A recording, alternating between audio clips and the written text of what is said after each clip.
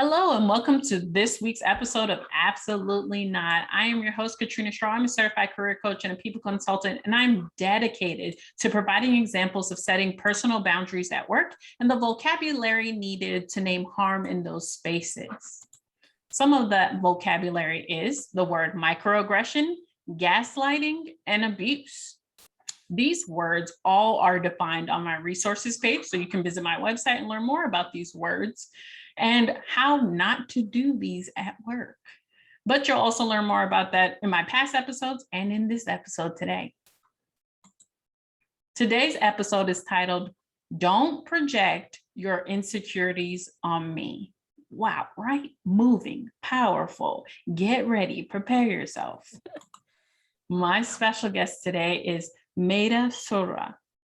Meida is a DEI advisor at Crescendo DEI, a DEI micro-learning tech solution company. She aims to provide intentional, impactful support for organizations wanting to engage with DEI work. She recently graduated from the University of Minnesota with a master's in human resource development. Wow. She has a learning and development and organizational development background and loves to talk about all things development, people, and culture within organizations. Meida is also a part of the leadership team at Asian Leaders Alliance, a cross-company Asian-ERG coalition. She is working from Singapore and believes in a thinking global and acting local mindset. Wow, thank you so much for being here. Yes, I'm really honored to be here. I know you've had a lot of amazing folks that I also admire and respect. And so I'm very honored to be part of the many folks that will be on this platform as well. I am honored to have you here. It's amazing that I'm able to have people of all different types of statures on this show, but they all come with really good experiences. I'd love to talk about why you chose your title for this episode, Don't Project Your Insecurities on Me. Where did that come from? Yeah, well, first, actually, I as of 3 days ago, my title is now DEI strategist, but it's just a title change as of right now. No, thank you. But yes, the title, I wanted to find a well-sourced quote. So something that I saw on healthline.com by Sarah Lindbergh and medically reviewed by Vera Saripalli is that humans tend to feel more comfortable seeing negative qualities in others rather than in themselves. And I think it's it's from the article, right? I think it's a mechanism for people to protect themselves somehow. But for me, at least, the way that I frame it is that I honestly feel really liberated when I shifted my thinking from understanding that the system, white supremacy, and all of that isms is projecting itself on me and through people as well, right? And it's not that I'm not good enough, I'm not smart enough, I'm not whatever enough. It's people are in a way designed to make me feel this way, so that shift in thinking really shaped or really reframed that, oh, it's not me, it's them, right? And that really is very empowering. And of course, because sometimes of our differing identities and all of that kind of stuff, we get reminded of it every day. So it's not easy to kind of just go, yeah, I can be confident, right? All right, let's burn this stuff down. Because you'll still get reminded, right? I know me being in the diversity, equity, inclusion, or social justice space, I have to encounter these difficult situations. And it's not, I can say this now, right? Just don't project your insecurities on me internally, but it's not always going to be easy to not get yourselves down by either negative comments or people kind of just diminishing your credibility and all that kind of stuff. So that's why I chose that title. Oh my gosh, impactful already. I appreciate you choosing that title. Starting out strong. This is good. This is right out the gate. This is what I love to talk about. Though as soon as you started describing the system and stuff, it made me think of biology and antibodies and a whole bunch of stuff. When they see something different come into the system, they're immediately like, okay, we have to kill it. now. We have to, we're not even trying to figure out like, what is it? Like, what is going on with it? No, kill it now. No, I mean, actually, yeah, I feel like that kind of describes like why folks want to keep to the status quo of white supremacy, right? And that's why like white folks react defensively, not not wanting to confront all of these issues because they're trying to like kill it and get it out of the system. Like, I mean, like not even a conversation, just kill it now. But thank you so much for segueing that us into this space and kind of talking about how there are systems in place, but it is our responsibility to acknowledge those systems and still work against them, no matter what space we're in. How do boundaries kind of help you to do that? Yeah. Honestly, it's really difficult, and I'm still in the process of it because at least for me, my identity of being a young professional, and I think even if I'm like a lot older, might still look like this, so people will still think I'm young. It's difficult because understanding that I kind of have to give my everything to try and combat the system, and but at the same time, like this kind of like, oh yeah, self-care, yeah, sure. I mean, for other people, I'm like, yes, please, self-care, like, don't, but for myself, I'm like, I mean, this is the work that I want to dedicate myself to. I mean, this is cringy, but I want to live and breathe these like values. And so unfortunately, it's not, don't really have that as of yet, and I'm trying to work towards it. But I think just being able to have language is very empowering. So you're able to explain like, oh, these are the things that are happening to me, and being able to also like see that you're not alone. So some of those things, not necessarily boundaries, but some of those pieces has kind of like helped me kind of give this outlook of, this is the reason why I'm like in the space, this is the reason, like this is what I'm fighting for, basically, right? So yeah. That's awesome. So you're still currently moving in your journey of setting boundaries for yourself. I love that you're so passionate about the work that you're doing, but I do hope that you're setting boundaries for yourself. I love that you talked about having that language still. Like, you still have tools in your toolbox, even though some of them haven't been greased up yet, or you're not using them as frequently. You still have the language you need to take out if you need it. What are some of the words that you have in your toolbox that have been helping you lately? Yes. I would say,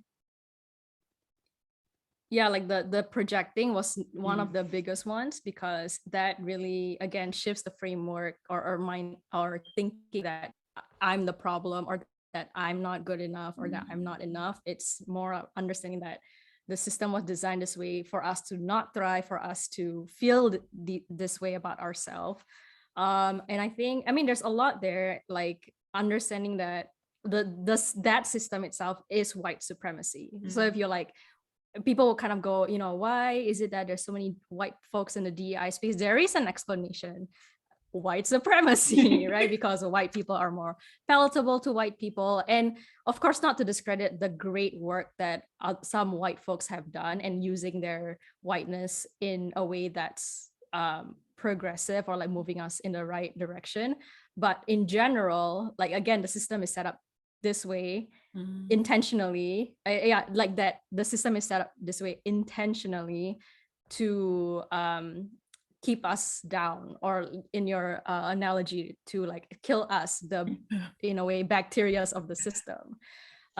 So yeah, just like knowing that is really, really crucial. And then the other piece of it, not really language, but more so like finding community. That's one of my, I would say, pillars of being in this work. If I am like wanting to just do this by myself, individualism, one of the characteristics of white supremacy. Oh yeah, it used to be 10 characteristics of white supremacy, and I think they've evolved that to something else. So you can find that online. And though that language, I mean, like, that framework has been really helpful in for me to understand, like, worship of the written word. If you think about the history of how this land in the US was stolen, it's because they just asked a bunch of like indigenous people to sign a piece of paper, and then now they're like, it's ours. Like, right? Worship of the written word, thinking about like contracts, thinking about, and I mean, that's how it shows up today. And there's a lot in there, like binary thinking, the scarcity mindset. So though, I mean, that tool in itself is actually really good. But the other thing that I was gonna say about community is that I mean, I think that's kind of like one of the main purpose of this podcast, right? So that people can resonate and relate and see that, wow, I'm not alone. Like, holy shit, this like everyone else who pretty much look like me have these similar experiences, and it is probably different based on like what identities you hold and things like that. So that and that's why, and language is always evolving as well, right? So kind of keeping that in mind as well. And actually it goes both ways. So for example, if the term queer was, the derogatory term in the past, but now it's something that's been more of a claiming for the LGBTQ plus community. But then there will be people who because their only exposure was it in the past, then they kind of say, oh, we can say queer now, like what the heck, and this was actually an excerpt from like a book that I saw on like a channel that I'm a part of, just so that I can give credit. Yeah, and so understanding that there are people that, especially there's that generational gap, right? So there are people who might kind of say like, oh, the older generation won't get it, they're stuck in their ways. I mean, it goes both ways, where we have to be understanding that their exposure to certain terms and certain words is different than how we have it. And I mean, I guess as a, again, like younger professional, I mean, at least I will speak for myself, like I'm more malleable in terms of, and being open to kind of just changing my mindset. I think I would say like there are certain things where I was stuck in my way about certain things, but then I realized like, oh, maybe there is a better approach to having that understanding with somebody. And so I cannot be stuck in my own righteous anger to kind of say like, oh, like burn this system down, like fuck that shit. And but I also need to know like what is the I think people would say like most effective approach in talking to somebody about like a particular problem.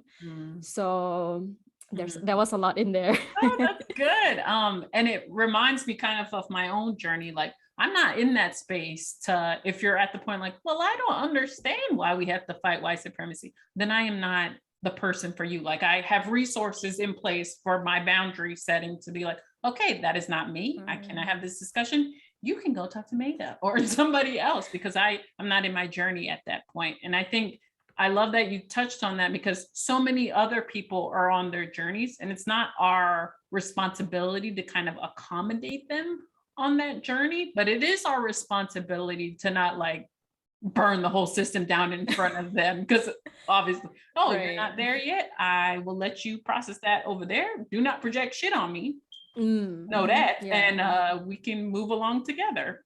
I mean, I think that's where I have mixed feelings around it, and I think that's why my boundary setting is still in its infancy journey, because I'm like, well, I want to not cut them off, right? I think there is this like, especially the idea, even like, I mean, to me, simple things like allyship, that becomes really difficult, where people would go, if you don't meet them where they're at, then they what if they just don't want to be in allyship anymore? I mean, of course we can kind of say like, well, then they don't deserve us, or anything like that, but in like a bigger picture thinking type of way, which is why I have mixed feelings. I'm like, well, I guess like I do want to have like those conversations with people, so that they are able to at least be guided a little bit to where they should go, and yeah, so that's why I have mixed feelings about that kind of. And I definitely encourage anyone to have those conversations if you have the capacity for it. Once again,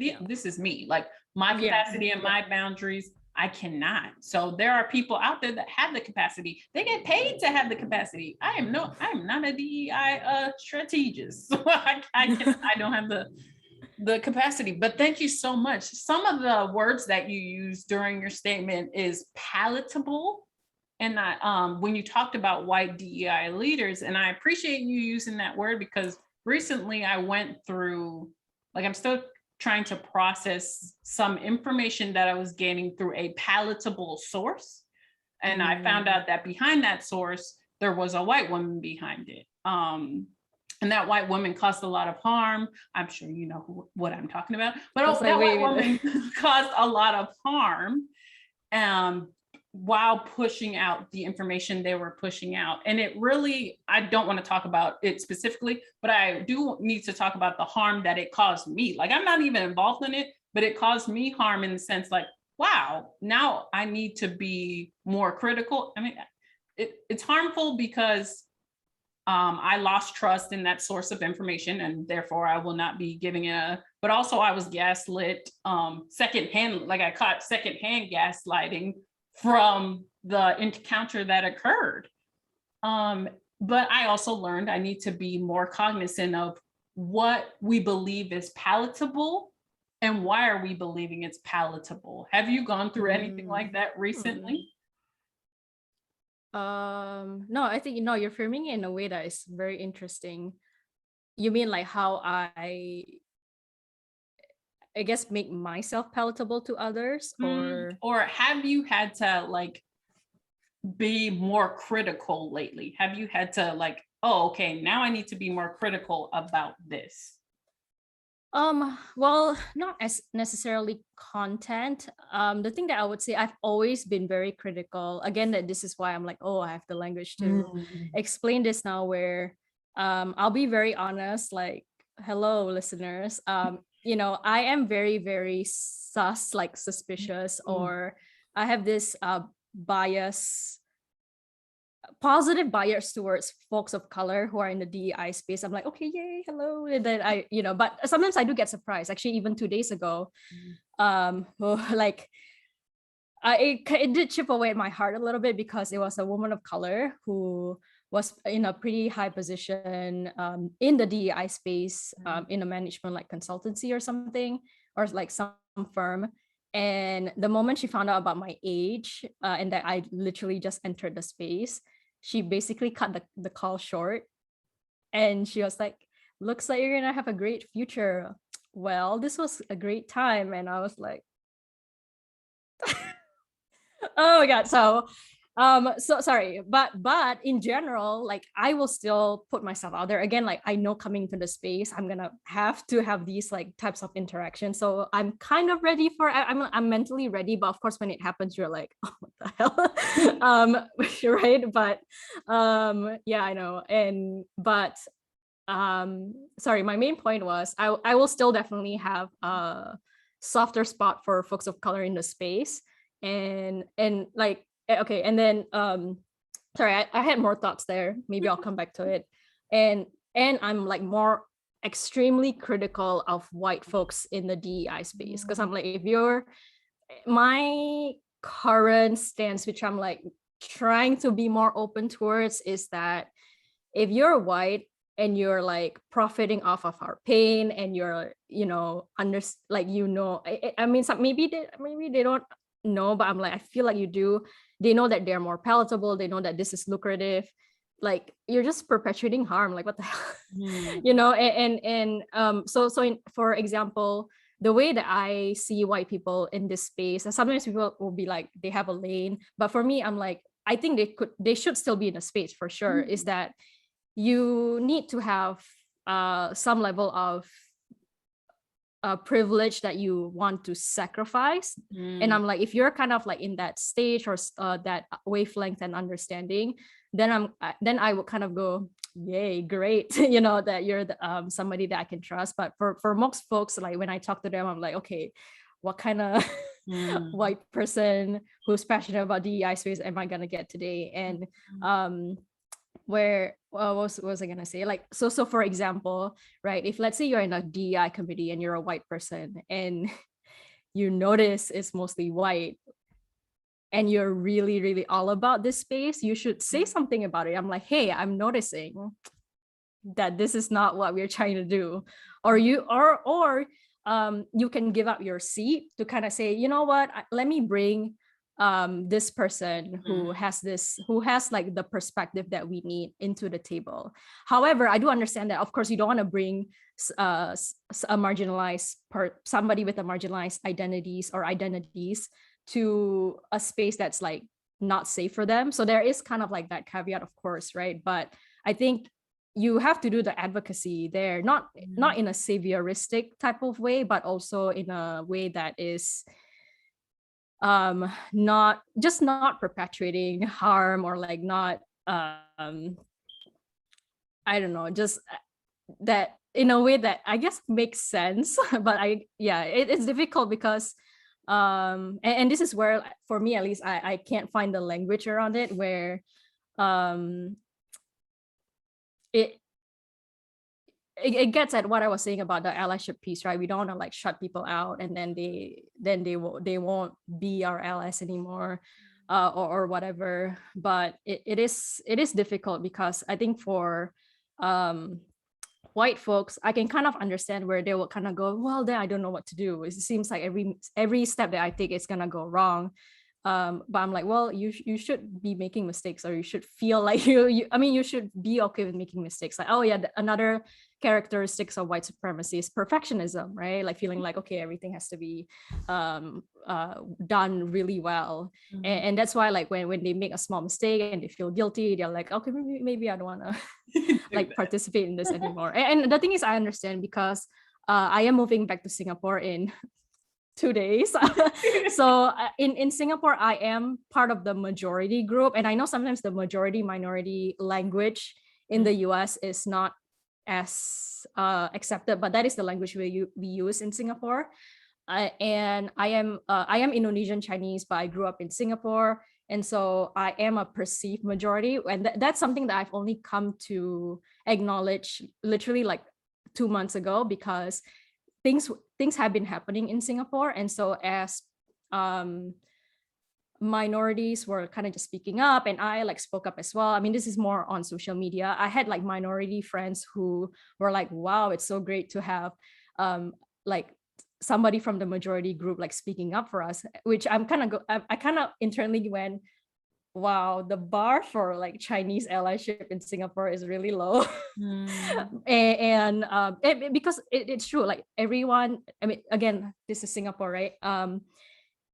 It's so like, it's crickets, like, and so that's why when they see somebody who's like actually willing to speak up, they're kind of like, yes, awesome. So but Singapore is at a pretty much starting point, so it is different than the US context. But I will pause there. No, you're okay. That's really good. I'm sorry that you had that happen to, or you had that harmful experience happen with that woman of color who's also a DEI leader. I'm sorry that happened to you. And I appreciate you sharing your positive biases and otherwise biases about other people in this space. I love that you're sharing what you're doing in your own capacity, but I would love to talk to you more about, have you ever set boundaries at work currently in the space that you're in? Yeah, well, it's still a work in progress, and I think it's a good thing that this is this way, so that people know that you know, it's not like you have a boundary or you don't. You're always kind of like setting it. And for me, because I'm moving to Singapore and my colleagues are all in Canada, it's a 12 hours difference. So the boundary setting is more so I'm gonna try out different approaches, because my work is still gonna be in North America, and I'm like, well, I mean, I'm kind of like, you know, I work better at night, and so I am wanting to work probably from either 7 p.m. to midnight, or you know, or 8 p.m. to midnight, or 1 a.m. And I know when I mentioned that, there were people who are like, oh, like, why are you doing that to yourself? Right. And that's why I go like, I mean, and it's not that I don't want boundary, but I mean, this is the work that I'm doing, and that's why it's difficult for me, because I'm like, I am passionate about this, you know, and even outside of work, the lines for me is blurred, because I'm kind of like on LinkedIn all the time, or on Instagram, but also reading about social justice, and so that boundary can be difficult. And so I kind of would go back to that community piece. So for me, like I will ask my fiance to like just rip the phone out of my hand if I'm like too much like in there, because he does feel like I am on my phone too much, which is not healthy. So I say just rip it out. Like I will work on it, but also like rip it out my hand, you know. And what is the other piece there?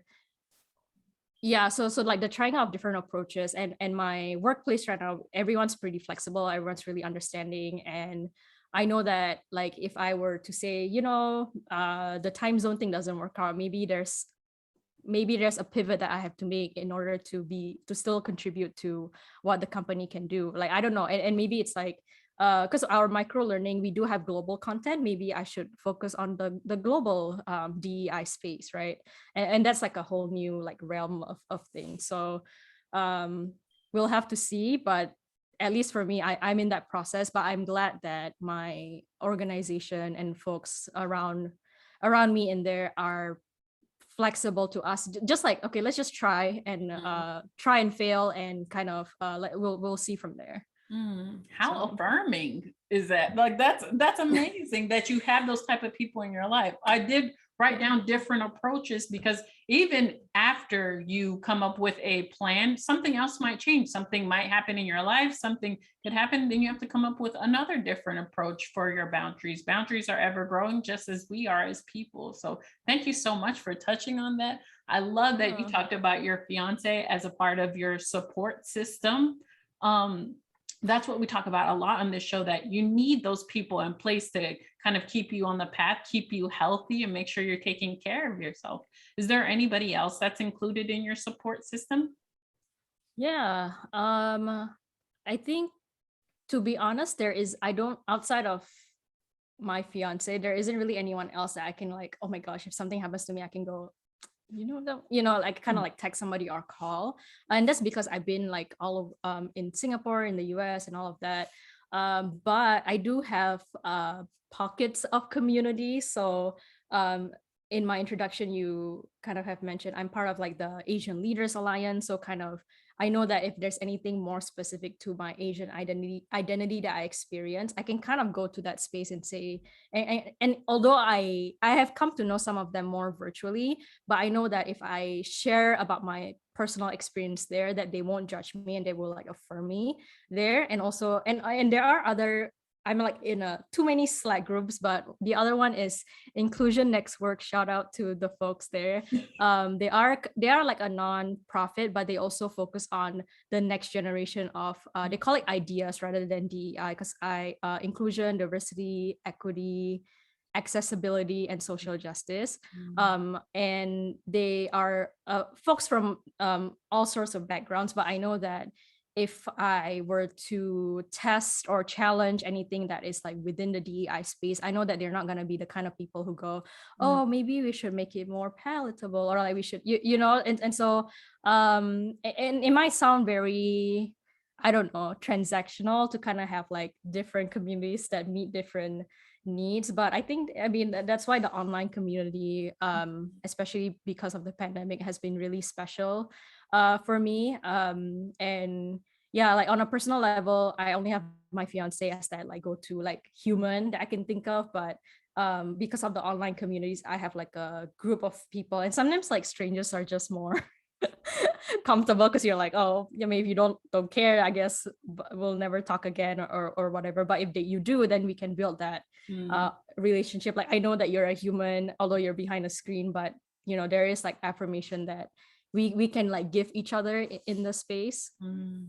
That's awesome. I'm so happy for you. I wrote down Thank you. safe pockets. So for anybody out there that's like, oh, same, I have my fiance and that's about it. Well, find your little safe pockets, whether it be on your timeline or on your LinkedIn. I also have a very close personal circle, but I have a lot of people in my network and community space. So if needed, I can just be like, oh my gosh, I don't know what to do for my next season.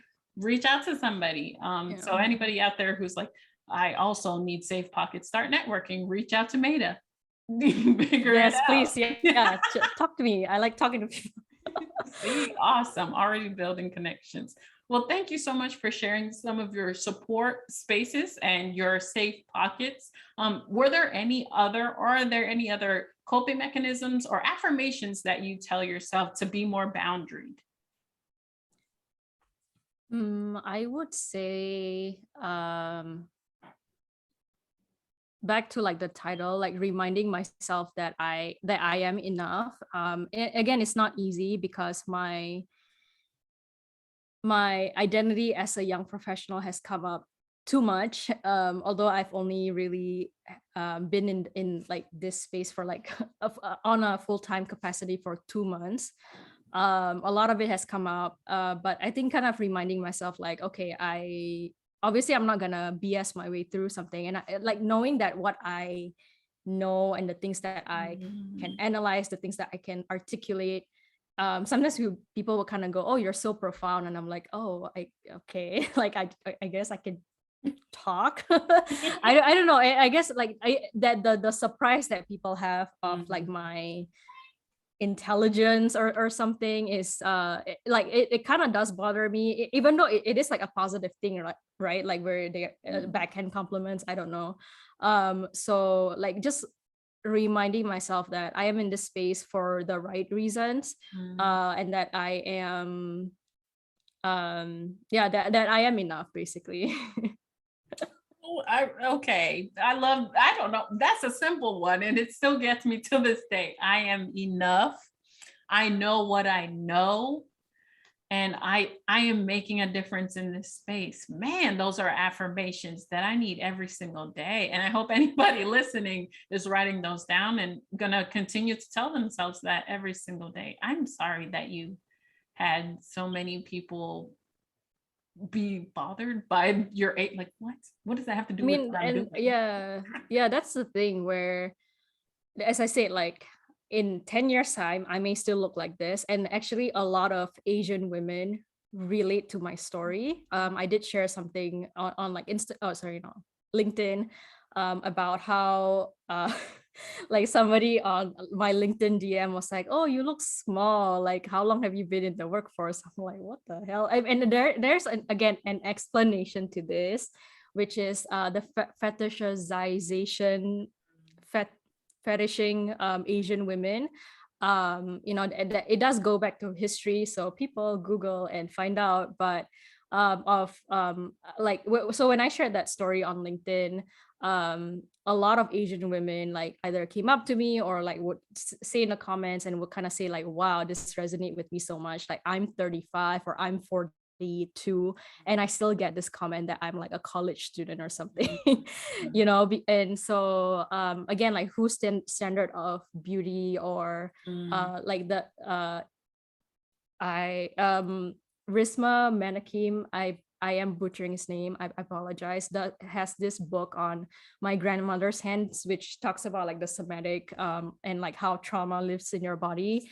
And the thing that he says is that the standard body is the white male body. Like that's how people study medicine and all of that kind of stuff. So I to relate this to what I'm saying, like why do Asian women, no matter how old we are, get looked at as if we are like just little girls or something?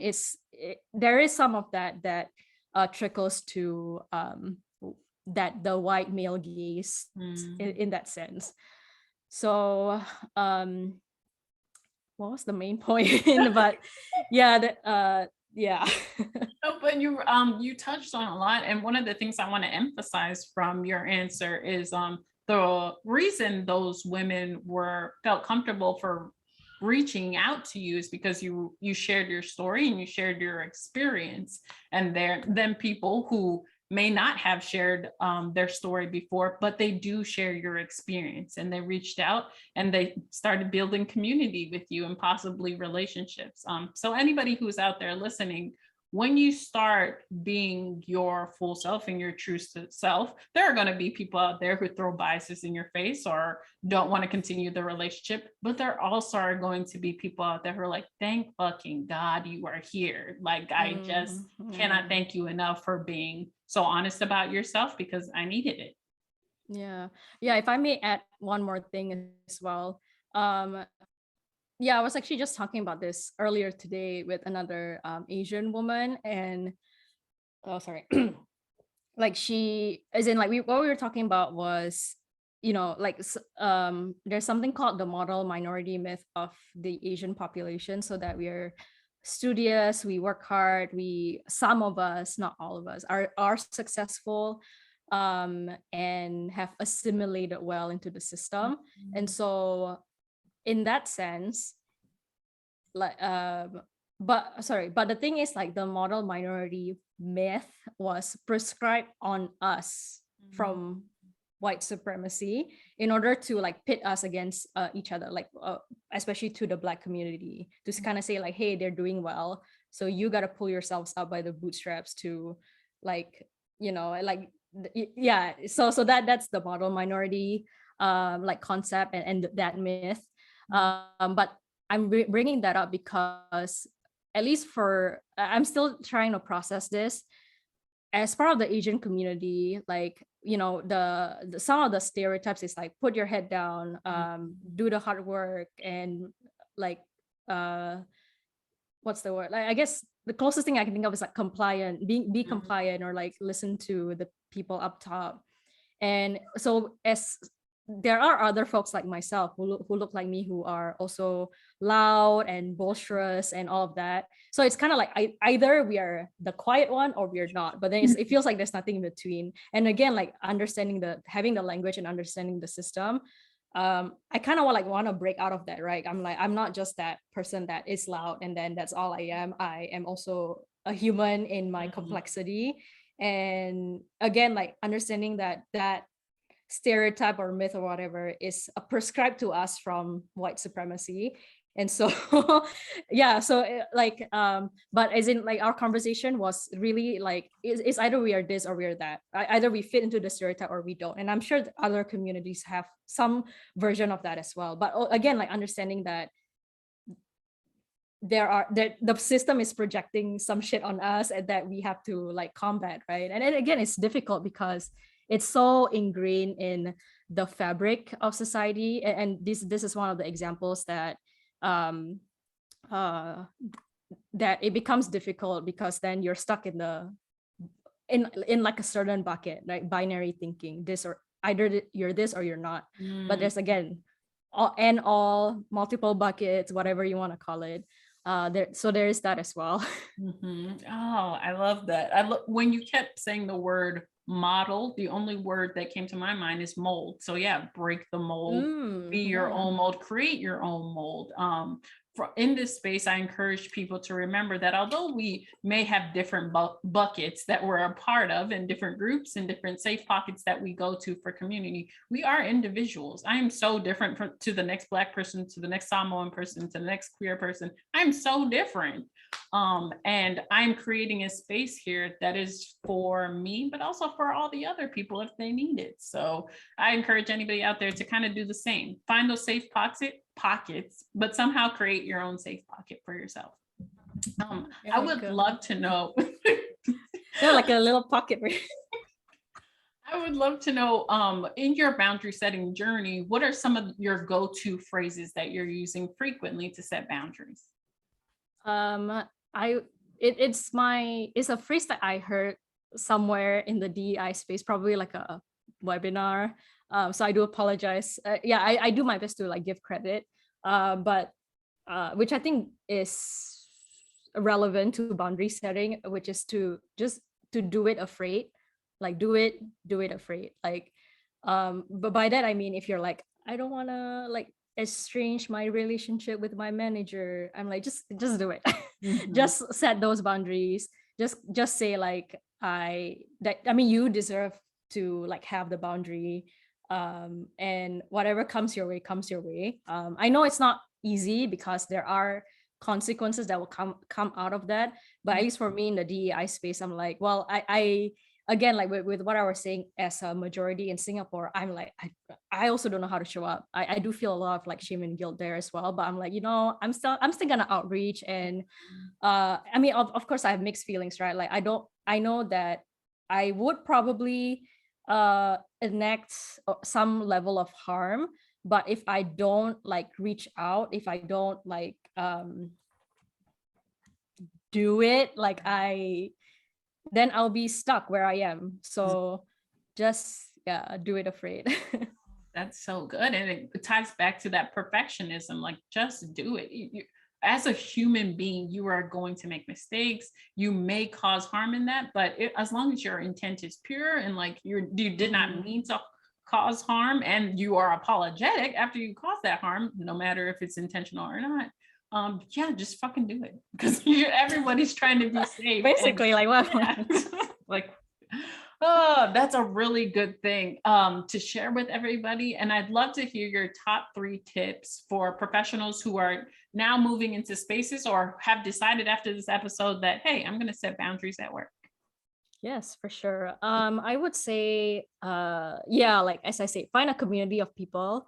Again, for me, the being a young professional thing, I'm sure there are other young professionals like yourself who are going through the same thing, right? And so knowing that you're kind of like on a journey together, you can celebrate each other, support each other, that will really go a long way. The second thing would be to not fall into the scarcity mindset, because for young professionals, it is very common, and I've like helped young professionals try to find roles and stuff like that. There is kind of this like again, the system is the way it is, right? That we have to be in competition with each other, we have to conform in order to like get into the company or whatever. So just don't just know that we can all like thrive together.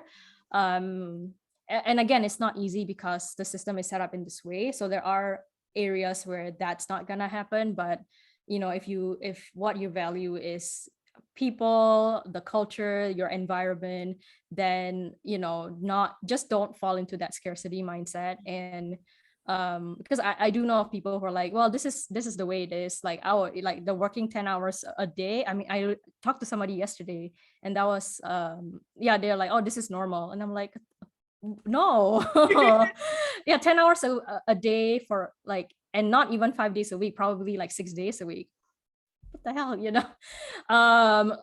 that you do not deserve to be treated and exploited like that. And then the last thing would be to kind of related to that, like don't compromise and kind of let the system exploit you, right? Because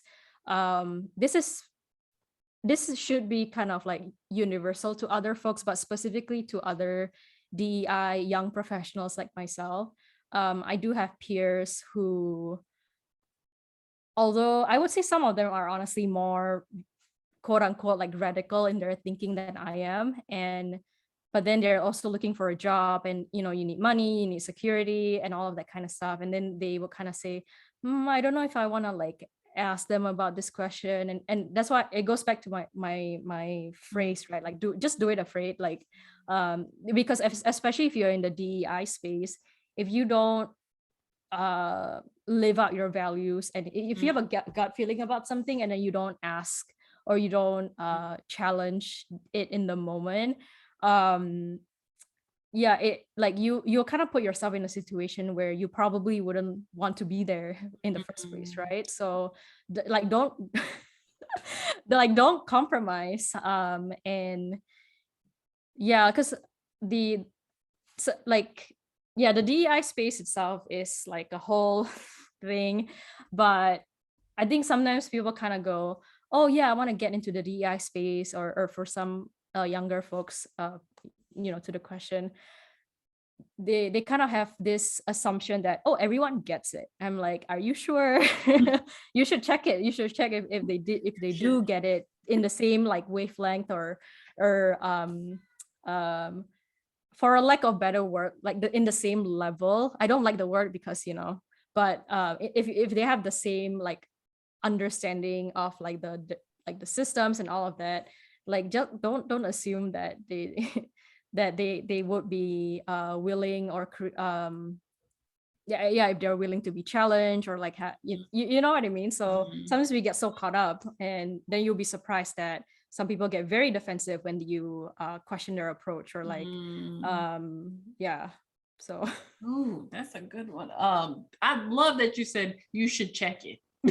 For everybody out there, if you didn't take anything else away from this, you should check it. If that the same experiences that you had, I kind of had the same thing. Every time I would see a Black woman in power or in, I would believe them, I would immediately be like, oh my gosh, probably amazing, and my little heart would get broken into a million pieces. So although we are going into these relationships with good intentions and believing in what, just check it, just make sure they still have the same wavelength, they believe in the same values you do and everything. Just because you're going into HR or DEI or whatever space you're going, please check it. Man, that's good. Yeah. And in general, that's why I say it is universal too, right? Like in general, people, even if you're whatever role you are in, like engineer, finance or whatever, like a lot of folks, at least that's the trend that we see in studies or whatever, that people want to work for companies that have the an alignment of values, right? So because I don't want it to just be like DEI, this is the we have our own bubble. No, like DEI is also meant to be accessible to people, and that's why I like I'm trying to find this like balance of using the jargon, because I know people kind of go, yeah, they'll call me profound, or they'll like, you're the expert. I'm like, oh, I read this on Instagram or like I mean in articles and stuff like that. So I'm always like making sure that I'm able to articulate it for myself as well. But I also want DEI to be like accessible, and like everyone needs to be a part of it for it to be successful, right? So that's the piece of like just not getting caught up in like the work that you don't, that we kind of like forget what the work is about. Oh my gosh, I love it. This was really good and really insightful. I have a lot of notes here. Are there any last minute golden nuggets that you'd like to share with the audience before we say goodbye? Okay, I like to be weird and I embrace it, but I'm like, why is it called a golden nugget? Like a nugget that's golden anyway. But no, anyway, I mean, really, I go back to community, because like community, because I think in my very beginning journey of like being the DEI space, I'm kind of like, okay, I can do this on my own, like I got this, and then not having like people around you to like affirm and be of support. I think like in a way you'll lose your way, and so just really finding like people in your life, whether it's like the pockets or like really I have my what do you call it, imaginary like best friend that I want to have sometime in the future, like that I can like go to for all of these things. But like really understanding that part of this work of like boundary setting and DEI and all of that is it is about the community as well, right? So if you, or if I can be really good at like setting my boundaries, then I know that it will benefit the community, because it can be an example for them, and they're an example for me as well. So that's kind of my main like ethos or like guiding light or whatever. Yeah. Oh my gosh, I hope everyone out there hears that light, or sees that light through the words. That is amazing. Well, what came to mind is strength in numbers. You need it. You need those people behind you. So that's really good. Once again, this is Absolutely Not. I am your host, Katrina Stroll. My amazing special guest today was Meida Surya, and her information will be in the show notes when this episode is published. Please reach out to her about anything and everything about DEI. She knows everything on the planet. She is working on her boundaries though, so she may not get back to you quickly, but she probably will. So please reach out. If you need more information about the show or anything we've talked about today, feel free to reach out to either of us or visit my website to learn more. But until next time, please keep setting those boundaries and saying absolutely not to anything that does not align. Bye.